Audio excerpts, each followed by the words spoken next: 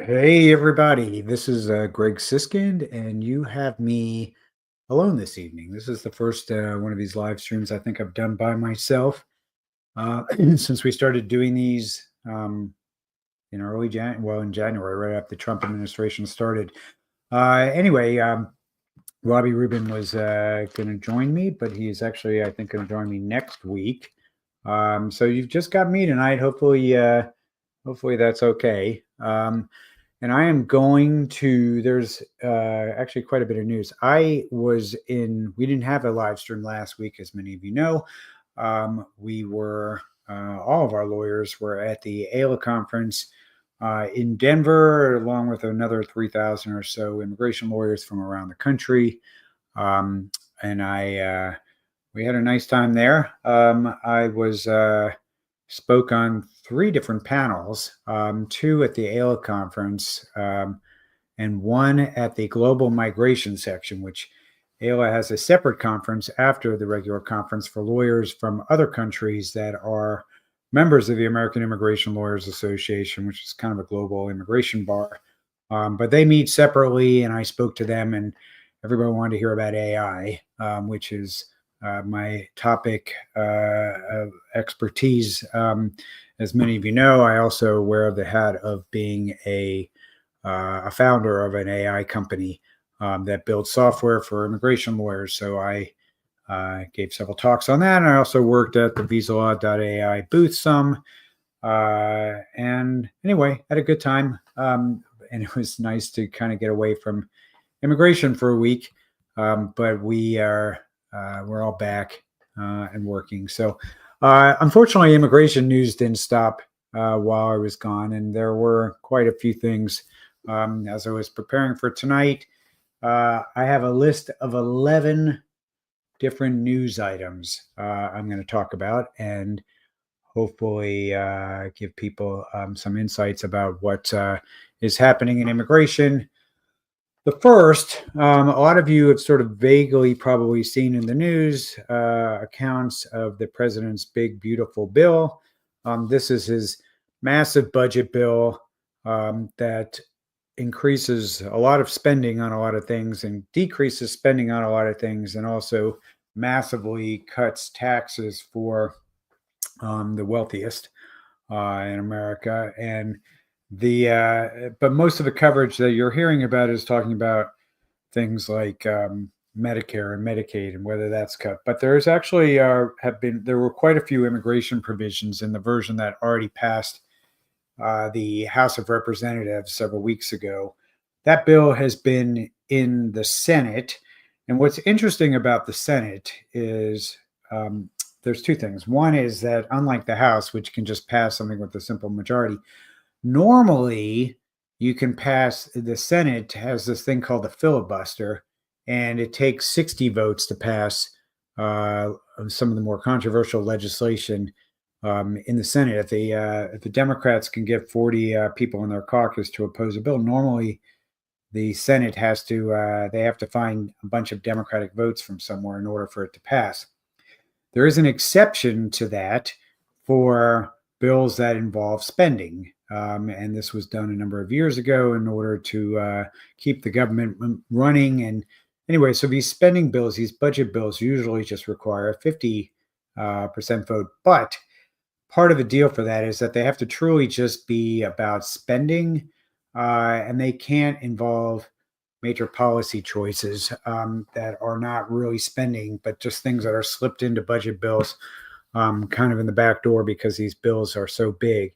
And the Senate has this person called the parliamentarian, and the parliamentarian's job, among many jobs, is to basically make rulings on whether provisions are really about other things other than spending. And some of the people who watch the show may know that in President Biden's first year, he attempted to add some major immigration provisions to a spending bill that would have, among other things, created a big legalization program, created all kinds of new avenues for employment-based immigration. I mean, there were a lot of things in there that people that tend to watch this live stream would probably like, but they didn't. The parliamentarian ruled that those provisions had to be stripped out because there weren't really budget provisions. So kind of learned, a lot of people who follow this learned about the parliamentarian, about this issue in 2021.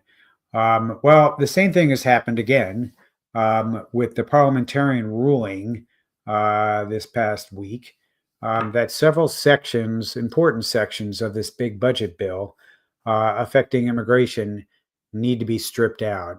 So there are 5 things and by the way, Migrant Insider did a really good job reporting on this story. So thank you to the folks over there for this. Highly recommend their publication if you want to kind of get daily updates on a lot of important things happening on immigration. But first off, state and local immigration enforcement provisions. There was a section in the bill that would let states conduct border security and immigration enforcement. That was removed by the parliamentary following this thing called the Byrd Rule, which I just described. And that's has to be taken out according to the parliamentarian. Second, there's a section on sanctuary cities where there was language in the bill that would block funding for so-called sanctuary cities under the bill. Trump administration has been trying to do a lot of things by executive order. This bill would put it in there by legislation. Parliamentarians said that conditioning money on immigration policy compliance is a policy change unrelated to budgetary outcomes. So she said that has to come out. Then there's a provision on expanding arrest powers for local law enforcement in Section 155 of the bill that would have allowed would set up a fund allowing local law enforcement to arrest individuals suspected of being in the U.S. illegally. That was rejected as well in its entirety. So that's out. There was another provision on food stamp benefits for immigrants that would bar most non-citizens from receiving the SNAP, Supplemental Nutritional Assistance Program, or food stamp benefits. That had to be removed. And the parliamentarians said the measure disproportionately targeted immigrants and did not meet the strict budgetary relevance required under reconciliation rules. And then finally, there was a section on that would force plaintiffs that are challenging immigration policies to post large financial bonds before they could get temporary restraining orders or injunctions from judges. And I'm involved in a lot of litigation where we're asking for temporary restraining orders.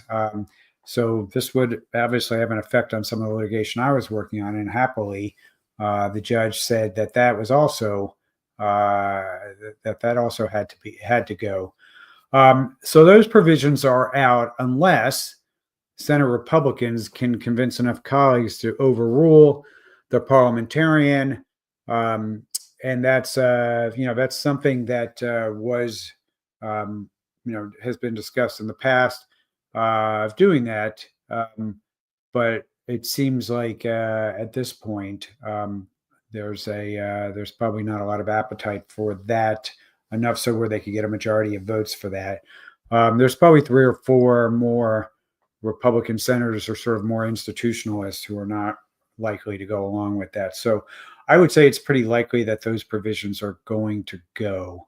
Now, keeping that in mind, this bill has a lot of other things in there that are going to stay, and the big ones are, $75 billion, I guess, that are allocated for ICE operations, more detention space, border wall additions, et cetera. So that all remains in there. That's not to say there aren't immigration provisions in there that are significant. There's lots of things in there about massive increases on fees for different immigration processes. There will be a lot of things in that bill if it passes remotely close to its current form that we'll have to talk about on immigration. But those are at least some things that were stripped out.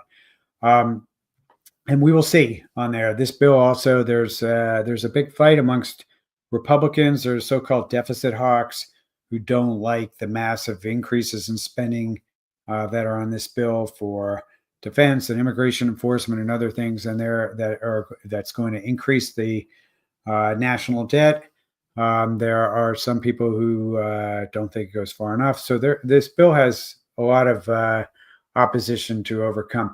The other thing is that when the Senate passes this bill, and it is not the same version of the bill that the House passes, they have to send it back over to the House and come up with some kind of negotiated language that the House can pass, that the Senate can also pass. And there's a lot of skepticism about whether they are going to be able to agree to that. So we will see if the Congress can still do this bill, but I wanted to kind of update folks on these important developments.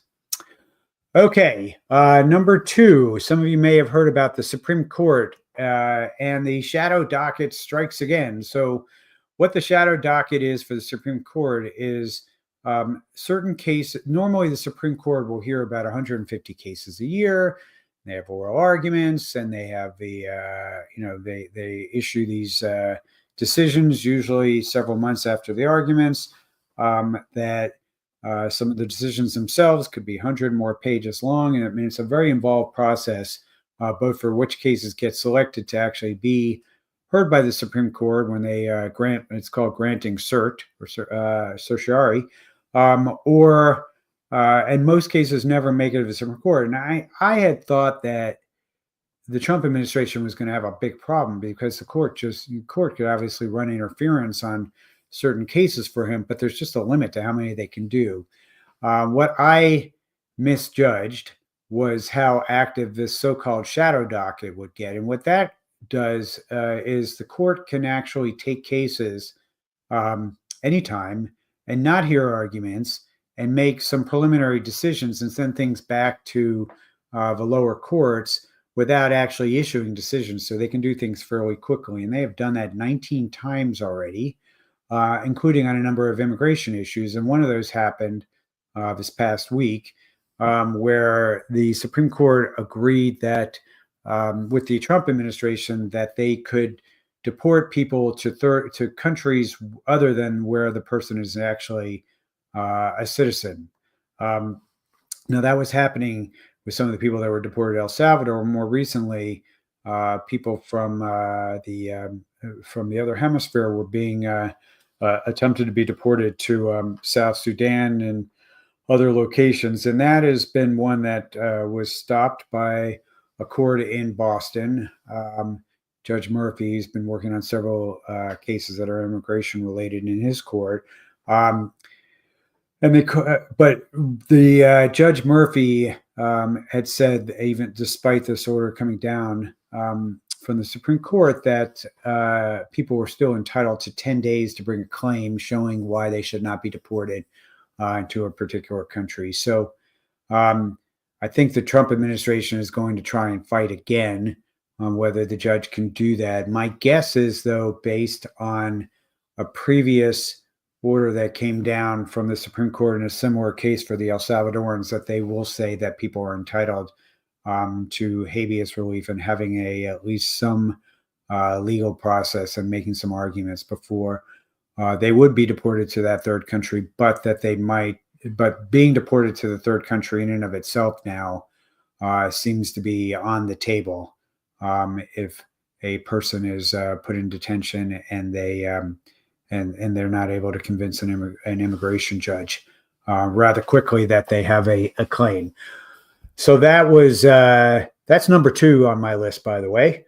Number three, speaking of judges, this one is a really kind of a crazy story, but this just happened I think just yesterday, where the Department of Justice sued all 15 federal judges in the state of Maryland over an order that pauses any deportations under legal challenge in the state for 48 hours. In other words, Maryland now has this policy, the judges in that state have this policy of an automatic 48-hour hold on a deportation that's under legal challenge. Now, if nobody's challenges the case, the DOJ can that wouldn't apply. But that's the first time I've ever heard of the Justice Department suing an entire state district court slate.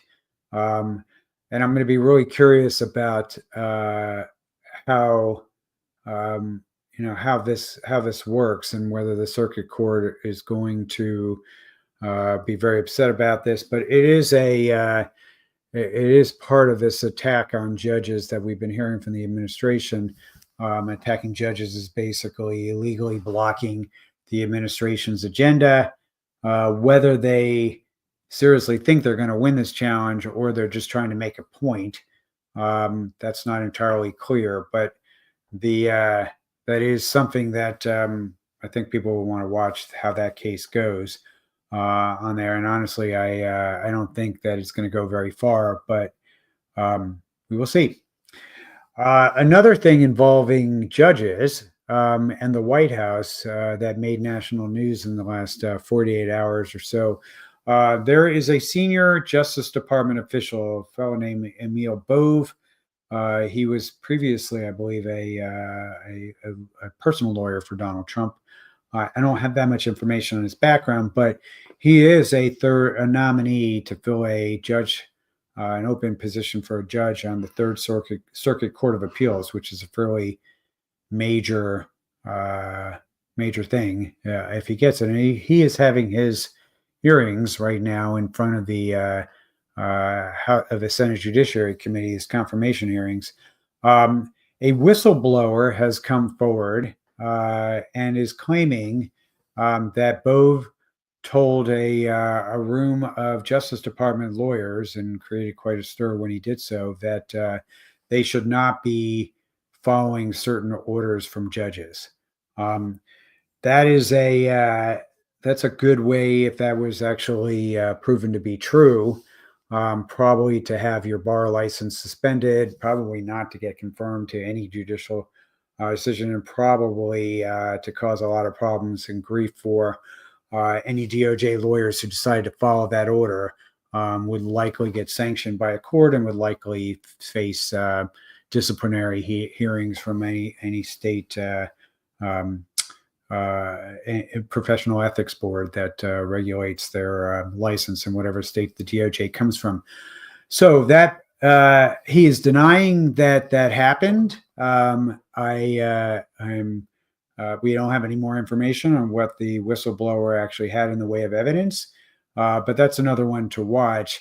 It is sort of matches the rhetoric that we've heard from White House officials and others in the administration who've urged DOJ and urged the immigration enforcement agencies to ignore court orders. But for a DOJ lawyer to actually order other DOJ lawyers to do that, this is the first time I think anybody is claiming that. So that's a big piece of news. And that was number 4 on there. So we're marching our way to number 11. And they kind of all are shocking in their own different ways, the news stories this week. Number 5. The Trump administration, when they issued their executive order early on about travel bans, a lot of people thought they were going to be doing travel bans right away. The administration ordered this sort of this time period to go by where information was going to be collected, and then the administration would make decisions on it. As many of you know, on June 4th, we had 12 countries that were put on the initial travel ban list. But we always knew that that they were looking at other countries. New York Times reported a couple months ago now that indeed there were as many as 43 countries that were on a list. And apparently it's even more than that, because there was more reporting over the last couple of days that there are 36 potentially additional countries to the 12 that are on there already. So that would make 48, not 43, that are being considered for travel bans. Most of those countries are in Africa. Apparently 26 of the countries are in Africa. But there are countries in Asia, the Caribbean, and the Middle East that are also on this 36 list out of these 10 additional countries beyond Africa. So what's happened is they've been given, there's a DOS memo that was drafted by Marco Rubio that apparently is circulated to U.S. officials in each of these countries, which are being pushed to the governments in these 36 countries, essentially telling them that they need to implement new vetting and documentation standards in order to be able to avoid being put on the travel ban list. So that there's a little bit. It sounds like there's a reprieve for these extra countries from being put on the travel ban list. But we will see. As far as some of these additional countries outside of Africa, especially the ones in the Middle East that are, I think Libya and Egypt are on the list, but they are being told that they have terrorism and documentation deficiencies without a lot of detail as far as what that means. So anyway, I have had, we've had a lot of people since the beginning of the year asking us about whether it's safe to travel. And in general, I think I'm consistent with most other immigration lawyers who are telling people travel is risky for a lot of reasons because you never know what's going to happen with CBP when you come in at the border. But these travel bans also make it risky if the travel ban goes into effect while you're outside the country. The last go around, they gave 5 days before it went into effect, which was actually good compared to the first Trump administration, where they would release a travel ban and they would go into effect a few hours. So basically, anybody out of the country was completely out of luck. But some people are leaving the country in order to get need new visa stamps to get in, and we'll have problems getting them in.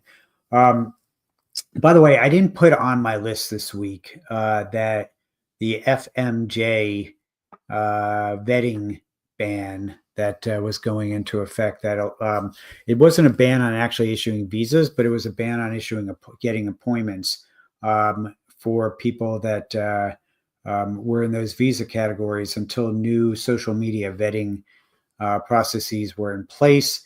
Those processes that has resumed. For some people, it's creating quite a problem, and in particular, doctors who are all supposed to start on July 1st. That's in about a week. So they're rushing to get their visa appointments so they can get here to start their residency programs around the U.S. Next week on time. But obviously, getting appointments when you haven't been able to get them, I haven't heard yet whether they're prioritizing or doing anything to make sure that the doctors get here on time. But I can see a lot of disruptions at teaching hospitals around the country happening with these doctors who are still stuck waiting and trying to get these appointments to get back in. So we will see. That's a bonus one. That wasn't on my list of 11. But that is something that is good news, I guess, in that they are processing those again, except for like I said, for the doctors who have this problem. All right, 6 on my list. So I mentioned sanctuary cities before.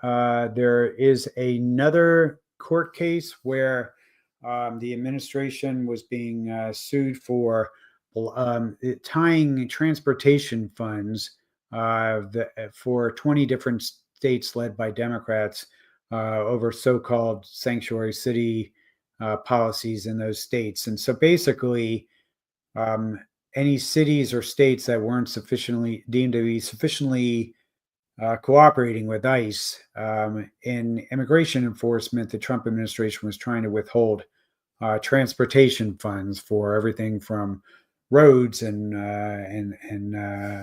subways and all the other things that are associated with transportation.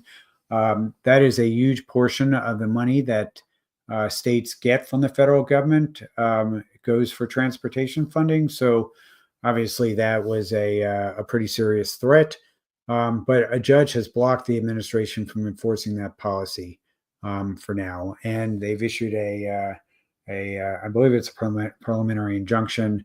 Or it could be, I'm not sure if it's a preliminary injunction or a temporary restraining order. The only difference is the standard is somewhat higher for a temporary restraining order, and it can be done more quickly, but they're very similar. A preliminary injunction is a somewhat lower standard. There's more process involved before that will happen. But both of those types of cases, you have to show a strong likelihood of winning when the case actually goes to trial later on. So in addition to blocking the policy, it's a pretty good indication that at least at the district court level, a judge is not too impressed by what they've heard from the Trump administration so far on that issue. Okay, the one thing that was a little bit of a shocking number is that there are now 56,397 people that are in detention in the United States. Excuse me, 50. No, I take that back. I apologize. There's 56,397 people. Maybe that is what I said. That is a record for the number of people that have ever been held in detention in the United States. The previous high was 55,654 in August 2019 in the first Trump administration. But the one thing that is sort of interesting is that that has been that's a steady increase from, I think, as the administration's been going on. That number went down a lot during COVID. It kind of peaked right before COVID started, and then it plummeted to about 15,000 in 2021. Most of that decrease happened during the Trump administration, the first one during the COVID 2020 year. And then the number started to increase during the Biden administration, such that it was already in the 40,000 plus range when Biden came in. So it has increased, but it might not be as dramatic as the numbers might suggest, because that number had been going up steadily from 15,000 to over 40,000 during the Biden administration. So it is up. A lot of people are in detention, but they are struggling to find people to detain. Certainly, they're not finding criminals. If they were finding criminals, I think that the public opinion polls, they would be touting the number of actual violent criminals that they are detaining.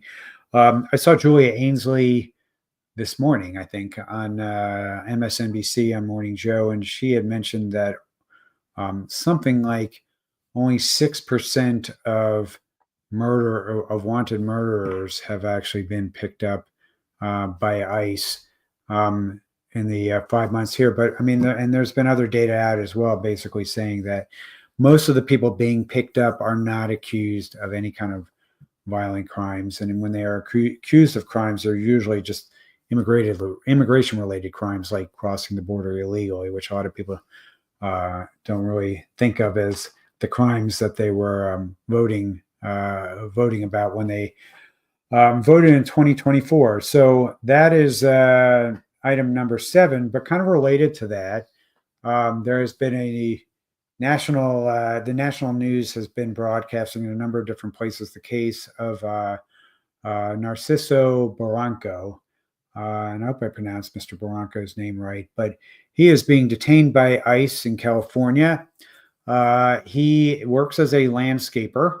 ICE was doing looks like he was kind of profiled and just picked up by ICE because he was Hispanic looking, doing landscaping work.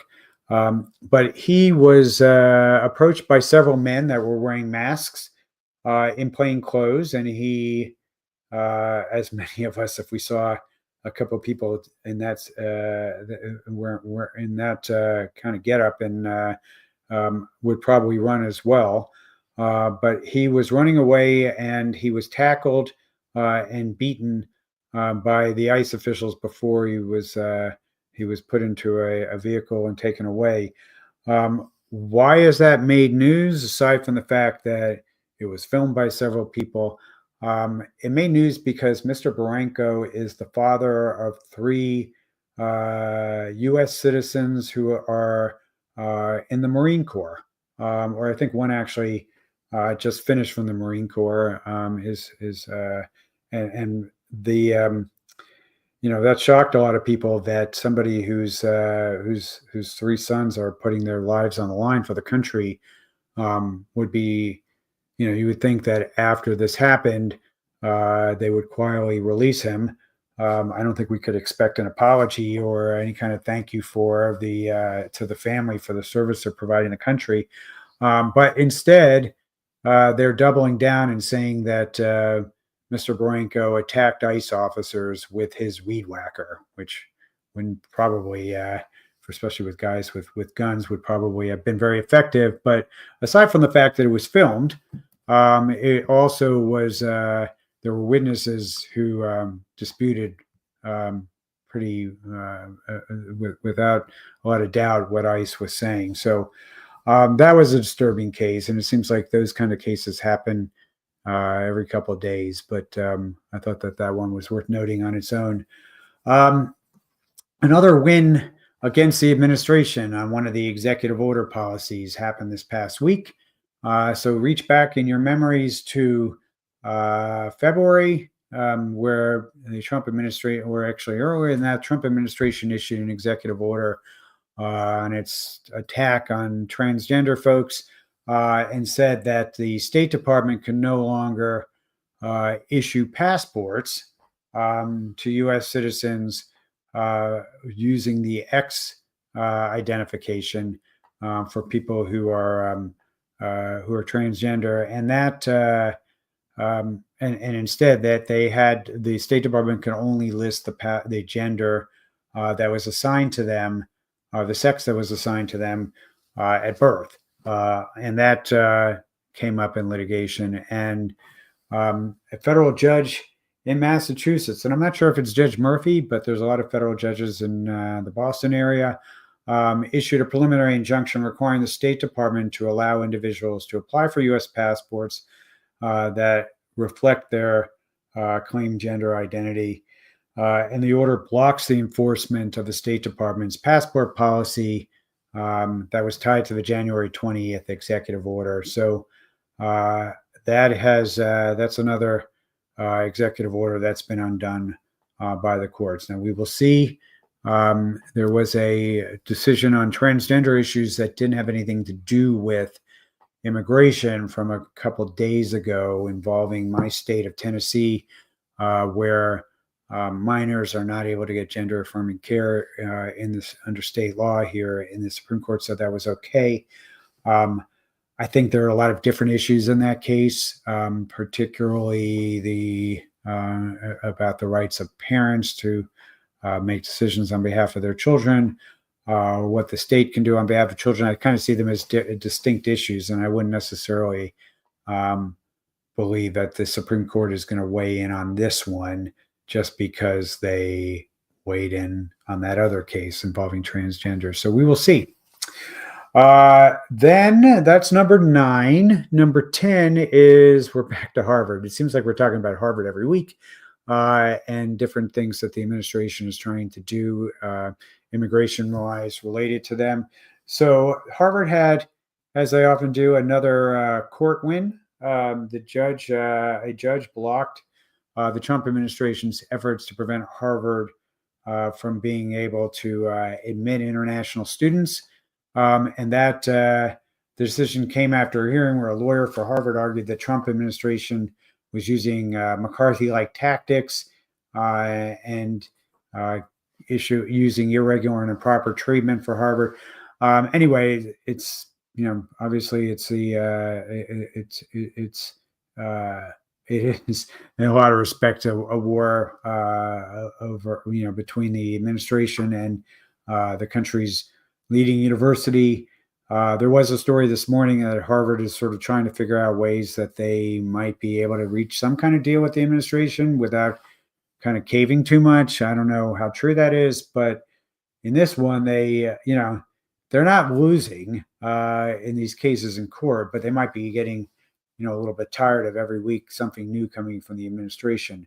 On the other hand, they are certainly, I think, a lot of people who sort of had negative attitudes about Harvard, maybe out of jealousy or maybe out of, and I don't go to Harvard, so I have no reason to defend them, but they, I think people's views of Harvard if you sort of looked at what the public's views are of the Trump administration and what their views are of Harvard University, I would think, I haven't seen it, but I would guess Harvard is viewed a lot more favorably now than the Trump administration. So not a big shock. All right, that's number 10 and number 11, and then we can get to see if anybody has any questions to ask. Maybe number 12, if we look at that FMJ rule for the that I talked about before, which I threw in, but I forgot to put it on my list. But number 11 is deals with refugee policy. So another story that was reported by Migrant Insider, which is dealing with the Trump administration has cut refugee assistance to 4 months under a new federal rule. So basically, refugees, when they come into the U.S., they go through a long vetting process, and sometimes it can take a couple of years of waiting outside the United States to go through all that vetting. When they come into the country, they get certain benefits. They're called Section 207 benefits, and they get things like housing assistance and food stamps and other things to kind of give them a chance to rebuild their lives in the United States. This is something, by the way, we've been doing, I don't know, probably for most of the history of the refugee program, probably for at least 40 or 50 years. So this is not something that started recently. But the idea is that these people can get some help getting resettled, and there are resettlement agencies around the U.S. that work, and they put these refugees in communities, and a lot of the communities have nonprofit organizations that step up and try and help. Anyway, that benefit is being reduced from 12 months to 4 months under this new regulation, and just sort of fits the bill of just like trying to make life as hard as possible, particularly for the most vulnerable immigrants that are out there. So I saw that. It saddened me. I don't know if the administration whether that issue can be litigated or not. It wouldn't surprise me. But that was the last thing that I wanted to mention. Anyway, that is my list for the week. We had a couple of actually, I'm not going to show. Let me take that one off.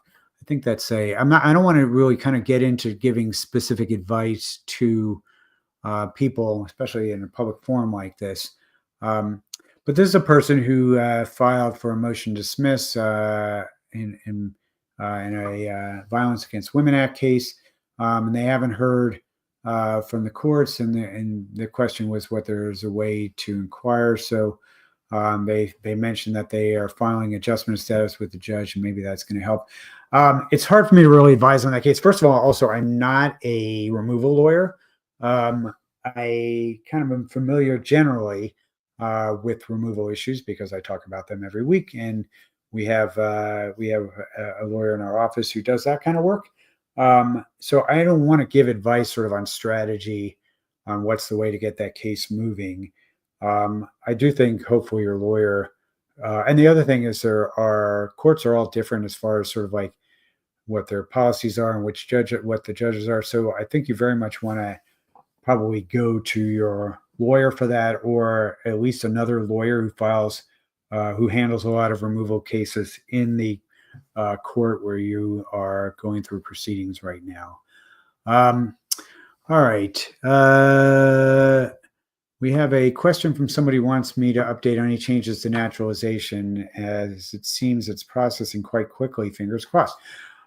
I actually have some good news, which is that there have been very few changes that we have seen so far to naturalization procedures. And the processing times seem to have stayed relatively stable since the administration has come in. So that if you ask people sort of like look for the positives of what's happening in the immigration, we're not going to find positives in terms of like changes that have happened that are making things easier. But in this particular case, no changes, no news is good news, which is where we've been. There have been a few, on the edge changes. Like, for example, they're making it a little bit harder to claim exemptions from healthcare related exemptions from having to pass the English examinations, as an example of something that on the edges we seem to see some changes that are happening, which are designed to be a little bit tougher.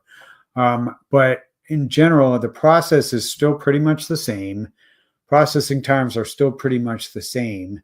And that's at least for now, that's good news. don't. Sometimes I'm like worried about if like we talk about something that is like not terrible. There are going to be some anti-immigrant types watching this who are going to like, we need to fix that and make things terrible for that process. But hopefully maybe there's a reason, a good reason why we haven't seen any of those kind of changes. So the anyway, I think that's it for the questions for this week. We're only about 40 minutes in, so I will dismiss class if since we don't have other questions. But I do I do appreciate the folks that tune into this every week. There's hundreds of you who are watching it live, and then we know quite a few people watch it either on one of the social channels where this stays up from week to week. And I want to also thank colleagues who've been participating in this each week. Sometimes like I feel guilty about dragging them in the evenings. The workday is tough enough, and it's been tough days for tougher for immigrants. But immigration lawyers have also are somewhat exhausted. And it was at the conference last week amongst the thousands of lawyers that were there, and I know a lot of them, and I talked to a lot of them. Mental health was a big issue that was being discussed this year, and trying to discuss lawyers exercising self-care. They had they had a lot of things at the conference this year, which were designed to be pick me up. And so that was nice. I also wanted to congratulate Jeff Joseph, who is my friend of many years. Jeff was a part of Impact Litigation, our litigation group. He is now the president of the American Immigration Lawyers Association. Jeff left the firm that was our Impact partner, but his wife is still a partner over there. So Joseph and Hall, Kirby Joseph is our Impact partner. So Jeff, even though he is not officially one of our Impact lawyers, he is a great unofficial advisor on a lot of the cases that we decide to take on. And Jeff is the king of the immigration lawyers right now as the AILA president. And it takes about 6 years from when you are elected secretary until you eventually rotate to becoming the AILA president. And Jeff has been sacrificing his time, a lot of time in that, to advocate for good immigration policies and all the great things that AILA does. So that I want to let Jeff know that. Another kind of a cool piece of news that happened while I was in Denver at the annual conference is the new edition of the next week. Actually, you can see behind me that blue book that has the two little squiggly things that are holding it up. That is the cookbook. And I co-authored that with Ari Sauer, and some of you may have seen Ari on this live stream and several times. Our new edition came out. It is 4,233 pages, I think. Now it's 3 volumes. It's been 2 volumes, but basically that is our Ari and I spent a lot of time over the last year getting that book. Comes out every 2 years, and I don't have a copy myself yet, but the books were finished and being and they were I've seen it because AILA had the 3 copies of the book available at the AILA booth at the in the conference. So I'm excited about that. And if immigration lawyers that are watching this live stream don't have the cookbook, you should check it out on there. It is I think one of the best books for immigration lawyers that are out there. Every chapter, and there's 20 some odd chapters, is the size of a book in and of itself, a couple hundred pages, has an explanation of the law for whatever the subject is for that chapter, and then everything that you need to systemize that area of your practice, whether it's client document checklists or questionnaire forms or templates for filings or annotated USCIS forms, so you know what the government wants to see you fill in the various fields. Anyway, we wrote that book not just for sort of junior lawyers that are learning the field, but more experienced lawyers who want to streamline and systemize their practices. So the new 4th edition, the 2025 edition of the cookbook, is out and for sale. Buy Ayla. Look for the red cover this year.